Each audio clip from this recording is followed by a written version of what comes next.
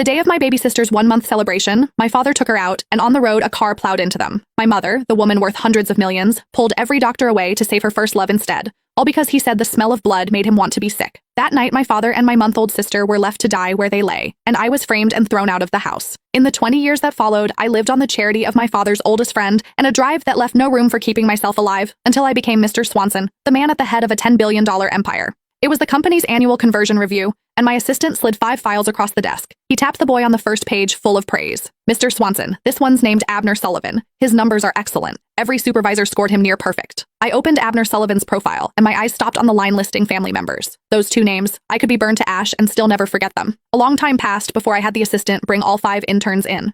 The full-time contracts went out, one by one. When I reached the last person, I lifted my head, met those eyes already certain of victory, and calmly pushed the termination letter across the table. Abner Sullivan, you didn't pass. The air in the conference room seemed to freeze on the spot. The other 4 interns stood frozen with their contracts in hand, glancing instinctively at Abner. The assistant froze too. He stood at my side, eyes signaling at me, anxious. Mr. Swanson? I acted as if I hadn't seen it, my gaze level on the boy in front of me. He looked so much like his father. The same good looks, the same cleverness, the same bone-deep sense of superiority. Of everyone in that room, Abner alone wasn't rattled. He only blinked, a flicker of surprise, and then was calm again. Unhurried, he opened the folder he'd brought and spread its contents flat on the table. Mr. Swanson, I've interned at your company for 3 months. I handled 4 projects, 2 of them on my own, client renewal rate 100%. His tone was even, neither groveling nor brash, every point in order. 2 straight quarters of top marks on the reviews. My numbers are the highest of any intern in my cohort. He finished, paused, then raised his eyes to me. That puts me first out of everyone who started when I did. If you're cutting me, you owe me a reason. His chin tipped up slightly as he said it. No hurt in his eyes, only the held-down composure of someone who'd just been offended. It was the kind of nerve that came from the bone.